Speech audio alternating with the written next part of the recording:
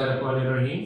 Welcome to all the students. सब बच्चों को खुशामदीद ऑनलाइन क्लासेस में। और उम्मीद करता हूँ बच्चों कि आप मेरे जो लेक्चर्स देख रहे हैं और जो लेक्चर्स सुन रहे हैं वो आप बच्चों को समझ भी आ रहा है और आप उन्हें प्रिपेयर भी कर रहे हैं। अच्छा बच्चों, जितने भी ऑनलाइन लेक्चर्स में आप बच्चों के लिए डिलीवर कर रहा हूँ, इन तमाम लेक्चर्स का मकसद यही है कि आप बच्चों के लिए इकोनॉमिक्स को ईजी कर दिया जाए। ये लेक्चर्स जनरल टॉपिक से रिलेटेड भी हैं और आपकी कोर्स आउटलाइन से रिलेटेड भी है। इस हवाले से बच्चों, आप अगर ये टॉपिक्स जो हैं इनको डिस्कस करते हैं, इनको समझते हैं, तो ये आपकी प्रैक्टिकल लाइफ के लिए भी बहुत इंपॉर्टेंट है। हम जो टॉपिक पढ़ रहे हैं, डिमांड थ्योरी, सप्लाई थ्योरी, और इसके बाद मजीद कुछ गवर्नमेंट की पॉलिसीज पढ़ेंगे, प्रैक्टिकल एप्लीकेशन पढ़ेंगे। ये वो तमाम टॉपिक्स हैं जो आपको प्रैक्टिकल लाइफ में भी हेल्प आउट करेंगे। अच्छा बच्चों, लास्ट जो अभी आपने इस वीडियो से पिछली जो इसका सेक्शन देखा, उसमें आपने सप्लाई थ्योरी को डिस्कस किया। सप्लाई थ्योरी में आपने लॉ ऑफ सप्लाई को, difference between supply and stock और डिफरेंट जो फंक्शन है सप्लाई के वो सीखे हैं। अब हम जो लेक्चर का बकिया हिस्सा है, इस लेक्चर में हम डिस्कस करेंगे कि किस तरह how supply curve shifting in supply पर। तो आज का जो टॉपिक है उसके तीन बेसिकली पोर्शन है। पहला पोर्शन, जो पहला हिस्सा है जो डिस्कस करना है, वो यही है कि शिफ्टिंग इन सप्लाई कर्व। फिर उसके बाद इससे आगे हमारा आएगा equilibrium in market, that is forces of demand and supply. तो डिमांड एंड सप्लाई फोर्सेस का इक्विलिब्रियम स्टडी करेंगे। और फिर उसके बाद हम इससे आगे चलेंगे और अगले टॉपिक में हम इससे बढ़कर जाएंगे, इफेक्ट एनालिसिस करेंगे कि किस तरह इक्विलिब्रियम प्राइस और क्वांटिटी पर डिमांड और सप्लाई इफेक्ट करती है, that is effect of demand and supply forces in the market. तो ये हमारा जो है वो पोर्शन, आज की इस वीडियो का जो पोर्शन है, सब्जेक्ट्स हैं जो हमने डिस्कस करने हैं। लास्ट में बच्चों मैंने आप बच्चों के लिए एक असाइनमेंट रखी है, तो और उस असाइनमेंट को सॉल्व करने के लिए आप मेरी ये पूरी वीडियो को गौर से देखें और इस लेक्चर को प्रॉपर्ली तैयार करें। तो बच्चों, हम इस लेक्चर को जब स्टार्ट करते हैं तो देखते हैं आज हमने जो टॉपिक पढ़ने हैं वो मैंने आपको बताया, shifting of supply curve, equilibrium, effect of changes, और लास्ट पर हम इसमें असाइनमेंट के टॉपिक को स्टडी करेंगे। तो देखिए बच्चों, हम अपने टॉपिक को स्टार्ट करते हैं और शिफ्टिंग इन सप्लाई कर्व को स्टार्ट करते हैं। बच्चों, सप्लाई कर्व को स्टडी करने के लिए मैं आप बच्चों को दोबारा जो है वो याद दिलाता हूँ डिमांड थ्योरी। डिमांड थ्योरी में हमने डिमांड का फंक्शन बनाया।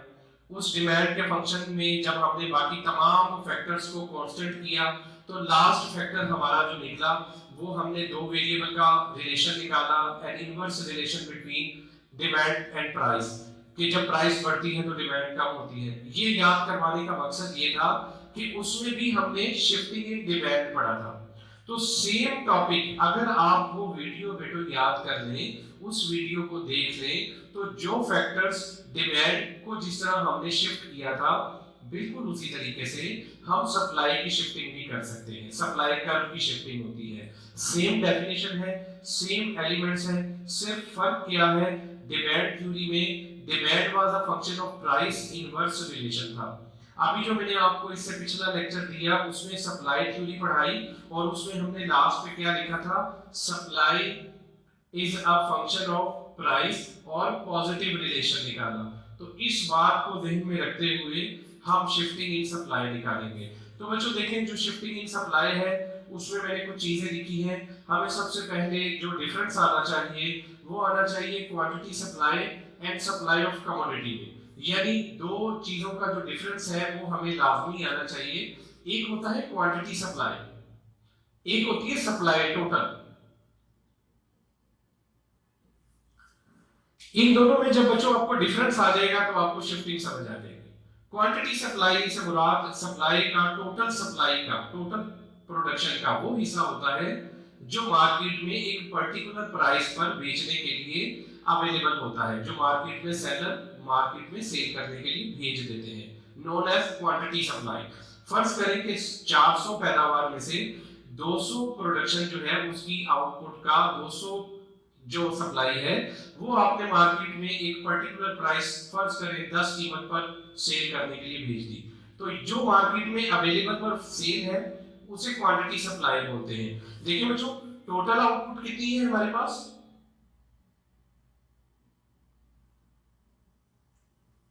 400। इसमें से क्वांटिटी सप्लाई, फर्स्ट करें प्राइस डिटरमिन हो गई 20, इस पर मार्केट में 200 यूनिट्स सेल करने के लिए मार्केट में अवेलेबल है। तो बकिया स्टॉक में, गोदामों में कितनी प्रोडक्शन बाकी रह गई? जी हाँ, 200। इसका मतलब क्या हुआ? इसका मतलब ये हुआ कि अगर कीमत बढ़ती है तो क्वांटिटी सप्लाई भी बढ़ेगी, लेकिन मैक्सिमम कहां तक बेटो बढ़ेगी? जी हाँ, मैक्सिमम कहां तक बढ़ेगी बेटो? 400 तक, क्योंकि जो टोटल आउटपुट है मार्केट में सप्लाई पहुंचाने की कंडीशन है, जो टोटल प्रोडक्शन है वो मैक्सिमम कितनी है? 400।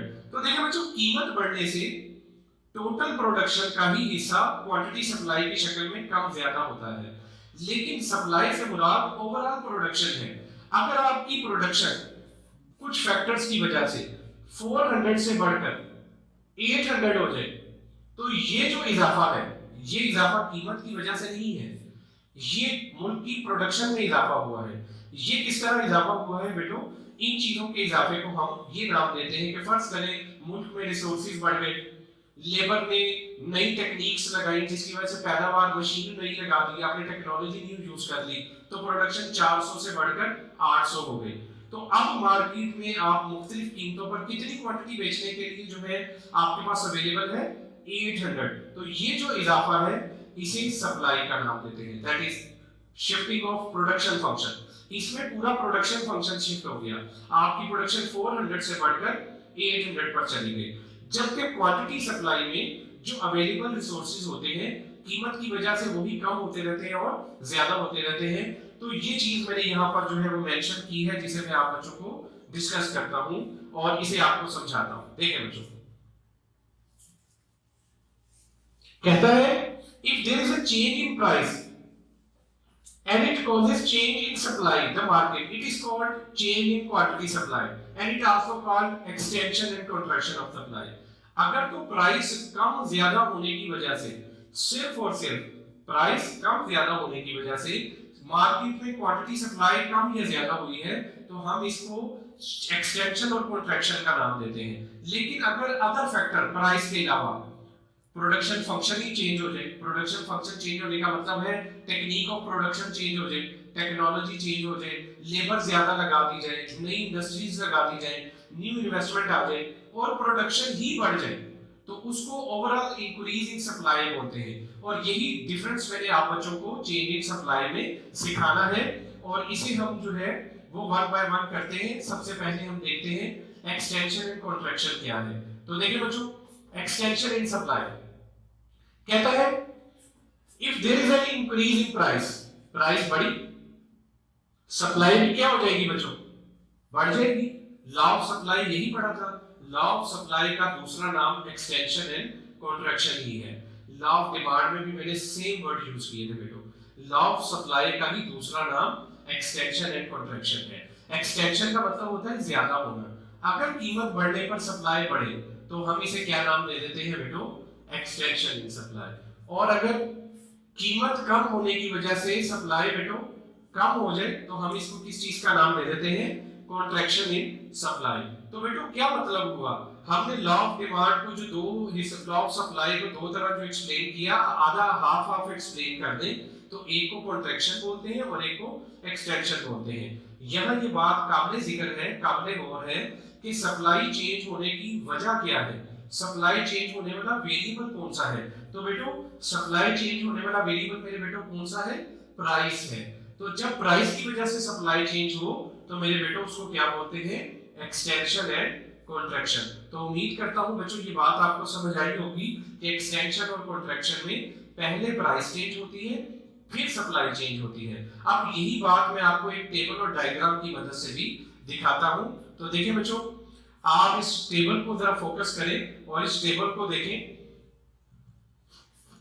देखिए प्राइस 6 से बढ़कर कितनी हो गई? 12। तो सप्लाई भी बढ़कर कितनी हो गई? दोनों वैल्यूज क्या कर रही है बेटो? इंक्रीज कर रही है। अगर दोनों वैल्यूज इंक्रीज करें तो इसको क्या बोलते हैं? Extension in supply. सप्लाई बढ़ने की वजह क्या है? प्राइस। अच्छा, सप्लाई बढ़ने की वजह कुछ और भी हो सकती थी, टेक्निक ऑफ प्रोडक्शन मैंने बताया, number of labours, number of factories, number of industries, new investment. लेकिन अभी क्या रीजन बन रही है? Only price. प्राइस बढ़ने की वजह से सप्लाई बढ़ी है, तो उसे मैंने एक्सटेंशन इन सप्लाई कहा। तो बच्चों देखिए उसकी डायग्राम मैंने आपको बनाकर पहले भी जो है वो सिखाई। सेम डायग्राम हमने y एक्सिस और x एक्सिस ड्रॉ किया। प्राइस के 6 को जब सप्लाई के 6 पॉइंट से मिलाया तो हमारे पास पहला पॉइंट आ गया A। फिर प्राइस की तरफ से 12 लिया और क्वांटिटी की तरफ से भी 12 वैल्यू ली, और जब हमने इनको आपस में मिलाया तो एक पॉइंट आया B। इन पॉइंट्स को मिलाने से जो कर्व बना वो सप्लाई कर्व बना। बच्चों इसकी मूवमेंट किस तरफ है? देखिए A टू B अपवर्ड, इसलिए इसको क्या बोलते हैं? Extension in supply. तो बच्चों उम्मीद करता हूं आपको एक्सटेंशन इन सप्लाई के जरिए जो कॉन्ट्रैक्शन इन सप्लाई है वो भी समझ आया होगा। उसमें दोनों वैल्यूज आप बच्चों ने काम कर दी है और उसका भी कर्व वैसा ही बनेगा, लेकिन उसका देखिए ए बी पॉइंट डाउनवर्ड होगा। तो ये आप बच्चों की अपनी वर्किंग है, आप बच्चों ने ये टेबल और डायग्राम बनानी है और इस टेबल और डायग्राम की मदद से कॉन्ट्रैक्शन इन सप्लाई को जो है वो प्रैक्टिस करनी है। तो पहला हिस्सा हमने शिफ्टिंग में सीखा। इस शिफ्टिंग में कर्व चेंज नहीं होता, मूवमेंट अलोंग एक्सिस होती है। अब एक और शिफ्टिंग होती है जिसमें पूरा कर्व शिफ्ट हो जाता है। उस शिफ्टिंग को हम क्या बोलते हैं? Rise in supply and fall in supply. उस शिफ्टिंग को क्या बोलते हैं बेटो? Rise in supply and fall in supply. तो राइज इन सप्लाई और फॉल इन सप्लाई में आपने जो डिफाइन करना है वो ये डेफिनेशन देनी है कि अगर सप्लाई क्वांटिटी सप्लाई या supply of that particular commodity increase करे या डिक्रीज करे, नॉट ड्यू टू प्राइस, किसकी वजह से नहीं, not due to price but other factors, other determinants, कुछ और फैक्टर्स की वजह से, प्राइस के अलावा जो दूसरे दीगर फैक्टर्स हैं उनकी वजह से सप्लाई बढ़ जाए या कम हो जाए, तो अगर उनकी वजह से चेंज आया है तो उसको क्या नाम दे देते हैं? Rise in supply and fall in supply. तो राइज में क्या होगा? प्राइस चेंज नहीं होगी लेकिन सप्लाई पहले से क्या हो जाएगी? बढ़ जाएगी। ये देखिए प्राइस आपकी 6, सप्लाई आपकी 12, प्राइस वही है, सप्लाई आपकी जो है वो 12 से बढ़कर कितनी हो गई? 20। देखो बेटो प्राइस में नो चेंज, सप्लाई बढ़ गई, इसको बोलते हैं राइज इन सप्लाई। इस केस में पूरा कर्व आगे शिफ्ट हो जाता होता है क्योंकि ये अदर फैक्टर्स हैं अदर देन प्राइस। प्राइस जब चेंज होती है तो मूवमेंट अलोंग एक्सिस होती है, एक्सटेंशन एंड कॉन्ट्रैक्शन। तो देखो बच्चों फॉल इन सप्लाई, और इसके लिए मैंने एक डायग्राम बनाई है और इस डायग्राम में मैंने आप बच्चों को ये चीज जो है वो सिखाई है। अब ये जो डायग्राम है इसमें ये हमारा सप्लाई कर्व है नॉर्मल जो अभी हमने बनाया। अगर राइज इन सप्लाई हो, प्राइस चेंज नहीं हुई, टेक्निक चेंज हो गई, लेबर चेंज हो गई, नंबर ऑफ फैक्ट्रीज बढ़ गई, ओवरऑल मुल्क की पैदावार पहले से ज्यादा हो गई, तो जब प्रोडक्शन ज्यादा होगी तो आपका कर्व राइट साइड पर, this is my right hand, curve के राइट साइड पर एक नया कर्व बना दे। ये देखें बच्चों ये हमारी राइट साइड है, तो इसके राइट साइड पर ये मैंने एक नया कर्व बना के एक्सप्लेन कर दिया। इसको बोलते हैं राइज इन सप्लाई। इसे क्या बोलते हैं बच्चों? Rise in supply. तो बच्चों राइज इन सप्लाई में सप्लाई कर्व राइट साइड पर शिफ्ट हो गया, और फॉल इन सप्लाई में क्या होगा? फॉल इन सप्लाई में प्राइस के अलावा अदर फैक्टर्स की वजह से शॉर्टेज आ जाए, अर्थक्वेक आ जाए, कुछ डिजास्टर्स आ जाए, जिस तरह ये लॉकडाउन हुआ, मार्केट में प्राइस की बजाय प्राइस चेंज नहीं भी होती फिर भी सप्लाई पहले से शॉर्ट हो जाती है, कम हो जाती है, तो हमारी जो प्रोडक्शन है वो पहले से कम हो गई। जब प्रोडक्शन कम हुई तो कर्व भी पहले से पीछे की तरफ लेफ्ट साइड की तरफ शिफ्ट होगा। देखिए बच्चों कर्व आपके लेफ्ट साइड पर, this is your left side, तो इसे हम बोलते हैं डिक्रीज इन सप्लाई या फॉल इन सप्लाई। तो बच्चों ये था हमारी शिफ्टिंग, ये चूंकि हमने डिमांड थ्योरी में भी पहले पढ़ी है और उसी तरह इसमें सप्लाई में भी पढ़ी है, तो बिल्कुल सिंपल तरीके से अब हम इस टॉपिक को वाइंड अप करते हैं। अगर सप्लाई चेंज होती है प्राइस की वजह से हम उसको एक्सटेंशन और कॉन्ट्रैक्शन बोलेंगे, और अगर सप्लाई चेंज होती है प्राइस के अलावा अदर फैक्टर्स की वजह से टेक्निक, इन्वेस्टमेंट और मुल्क के नेचुरल रिसोर्सेज या एक्सेप्शंस की वजह से इन तो फिर जो सप्लाई बढ़ेगी उसको राइज और जो सप्लाई कम होगी उसे फॉल। एक्सटेंशन और कॉन्ट्रैक्शन में नया शिफ्टिंग कर्व नहीं बनता, जबकि राइज एंड फॉल में प्रोडक्शन फंक्शन पूरा चेंज होता है, इसलिए कर्व राइट साइड पर और लेफ्ट साइड पर शिफ्ट होता है। तो बच्चों ये था हमारा पहला टॉपिक। अब हम मूव करते हैं इक्विलिब्रियम की तरफ। ये एक टेबल है जो मैं बातें बता रहा हूं वो मैंने एक टेबल की शक्ल में दोबारा बता दी। देखें, अगर प्राइस की वजह से चेंज आया तो curve along the supply curve extension and contraction, और ये सब दूसरी अदर फैक्टर्स, इन सब की वजह से जो चेंज आता है इसे बोलते हैं राइज एंड फॉल। ये सब की वजह से शिफ्ट होगा, सप्लाई का शिफ्ट होगा।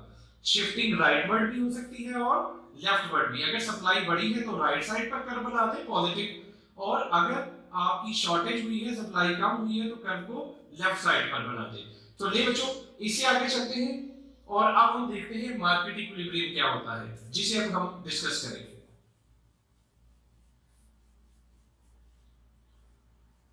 बच्चों, लॉ ऑफ डिमांड में हमने पढ़ा था कि जैसे जैसे प्राइस चेंज होती है डिमांड भी चेंज होती है, और हमने उसका एक इनवर्स रिलेशन पढ़ा था।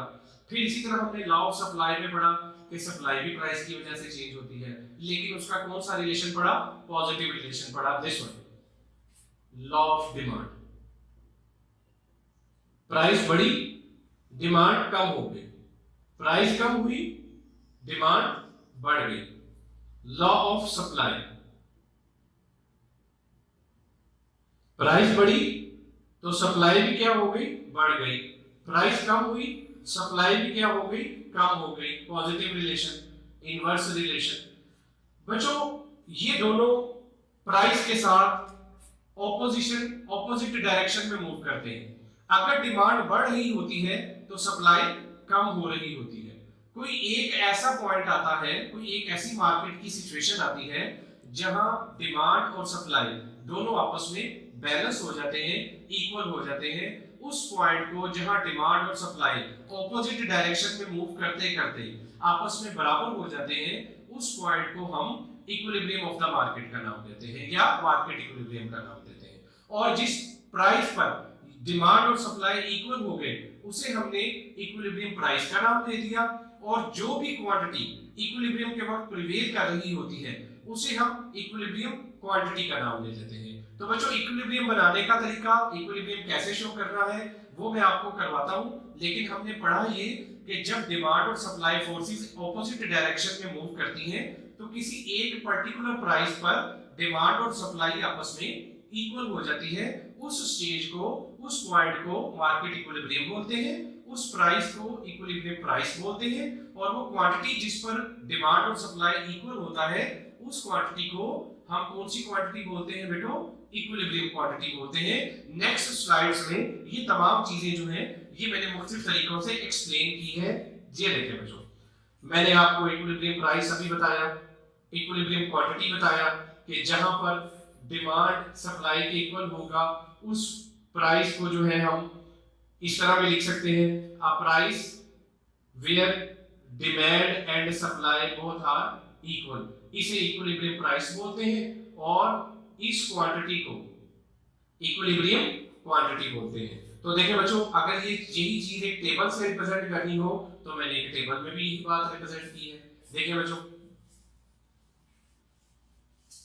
इक्विलिब्रियम की लॉ ऑफ डिमांड और लॉ ऑफ सप्लाई को इकट्ठा कर दिया मैंने। 1 2 3 प्राइस क्या कर रही है? बढ़ रही है। डिमांड क्या होनी चाहिए? कम होनी चाहिए। देखें कम हो रही है, 8 7 6, लॉ ऑफ डिमांड पूरा हो गया। अब मूव करते हैं लॉ ऑफ सप्लाई की तरफ। प्राइस बढ़ रही है तो सप्लाई भी क्या होनी चाहिए? बढ़नी चाहिए, बढ़ रही है। ये दोनों ऑपोजिट डायरेक्शन में मूव करते हुए इस स्टेज पर आपस में डिमांड और सप्लाई बैलेंस हो गए। तो ये जो प्राइस निकली इसे हमने इक्विलिब्रियम प्राइस बोल दिया, और ये जो क्वांटिटी निकली इसे हमने इक्विलिब्रियम क्वांटिटी बोल दिया, और इस सिचुएशन को हमने मार्केट इक्विलिब्रियम का नाम दे दिया।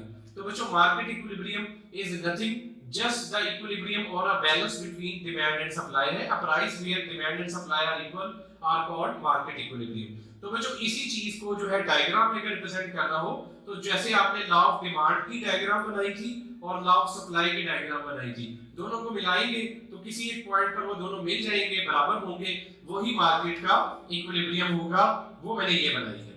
तो देखिए बच्चों, ये मैंने पिछले वाला जो अभी आपको टेबल दिखाया उसी टेबल की मदद से मैंने ये डायग्राम ड्रॉ की है, जिसमें हमने एक तरफ प्राइस ली थी, एक तरफ डिमांड ली थी और एक तरफ हमने बेटो सप्लाई ली. और ये वैल्यूज को जो है जब मैंने प्लॉट किया यहाँ पर तो मेरे पास ये टेबल बना जिसमें मैंने देखे प्राइसेस ली थी 1, 2 और 3. तो प्राइस बढ़ रही थी तो डिमांड कम हो रही थी और ये जो क्वांटिटी सप्लाई है वो आपकी बच्चों बढ़ रही थी.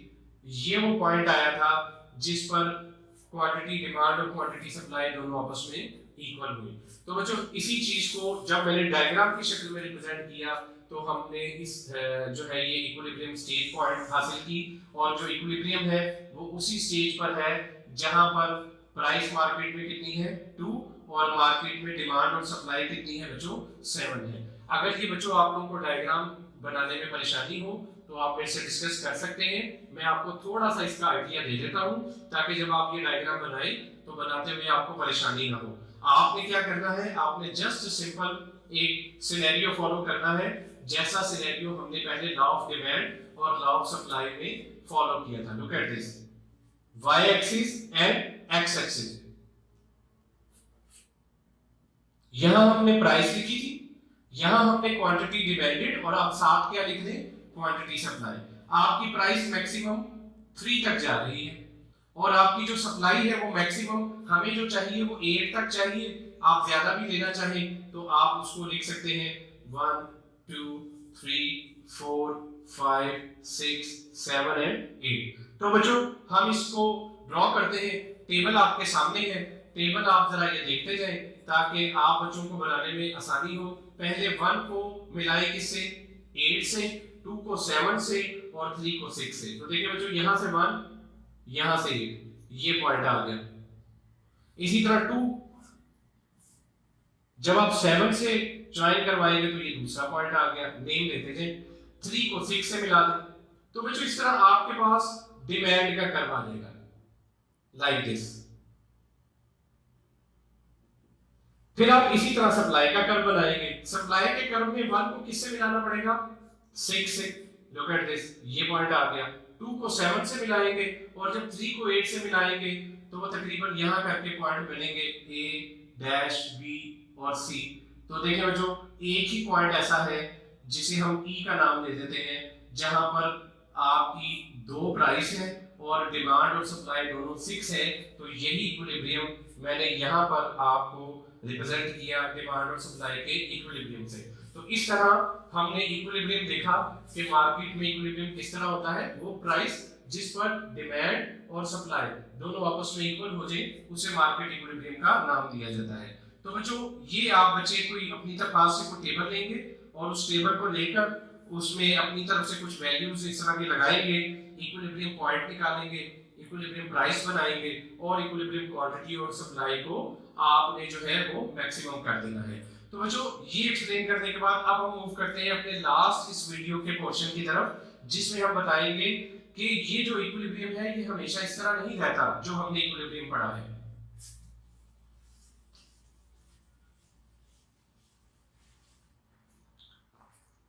यहाँ रुकेंगे कितना टाइम हो गया बच्चों. जो इक्विलिब्रियम हमने बनाया जिसमें डिमांड और सप्लाई इक्वल हुई, हमने ये देखना है कि ये इक्विलिब्रियम मार्केट में ऑटोमेटिकली होता कैसे है. क्योंकि हमारे चैप्टर का डिमांड जो नेम है वो भी यही है कि जो मार्केट फोर्सेस हैं वो मार्केट पर इस तरह इफेक्ट करती हैं कि एक ऑटोमेटिक इक्विलिब्रियम क्रिएट करती हैं. खुद ही डिमांड और सप्लाई आपस में इंटरेक्ट करते हुए एक जनरल प्राइस पर सेटल होते हैं. वो किस तरह होता है उसकी एग्जांपल जो है वो हमें समझने के लिए एक सरप्लस और शॉर्टेज की एक छोटी सी डायग्राम से सीखनी पड़ेगी.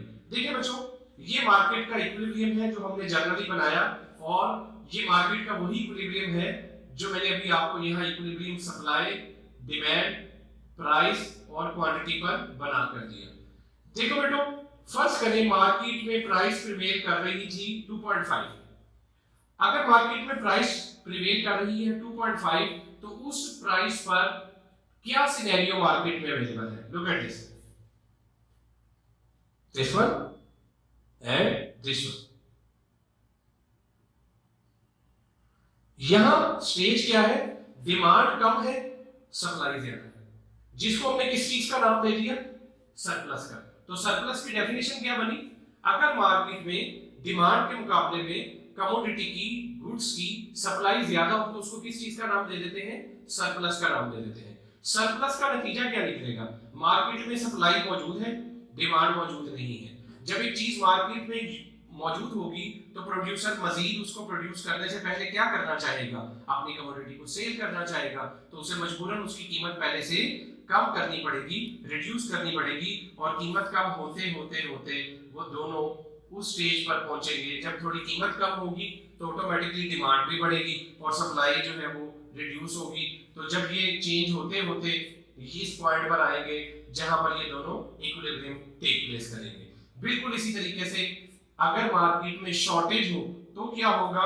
वो इस डायग्राम में रिप्रेजेंटेड है कि अगर मार्केट में प्राइस बहुत कम है, नॉर्मल प्राइस से कम है, और मार्केट में प्राइस क्या प्रिवेल कर रही है? 1.5 रुपी।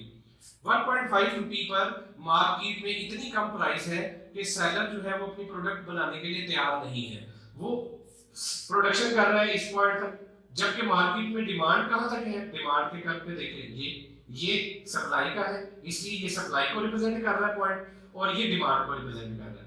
अब इस पर कंडीशन है शॉर्टेज की। शॉर्टेज क्या निकला?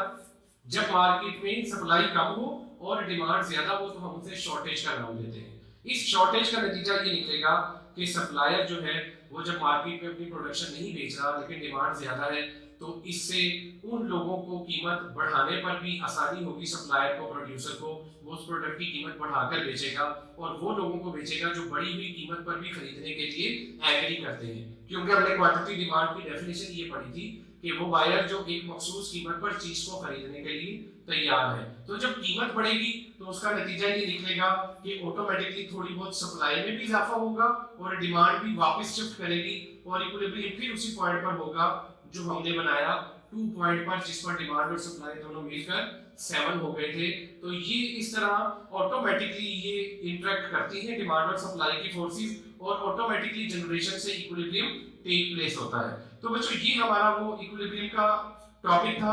अब आपकी सिलेबस का जो थर्ड पोर्शन है वो ये है कि हमेशा जो इक्विलिब्रियम है वो एक जैसा नहीं रहता, इसे रेजर एज इक्विलिब्रियम भी बोलते हैं। मार्केट में ये इक्विलिब्रियम हमेशा कायम नहीं रहता, कभी प्राइस बढ़ जाती है तो उसकी वजह से डिमांड और सप्लाई दोबारा चेंज होती है, कभी डिमांड चेंज होती है तो उसकी वजह से इक्विलिब्रियम चेंज हो जाता है।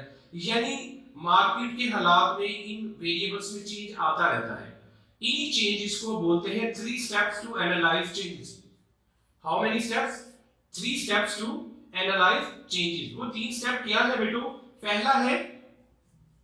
पहला जो चेंज है वो है whenever there is a change in demand or supply as they change according to market scenario, there is a change in the market quantity and market price. The analysis of such change is called comparative study.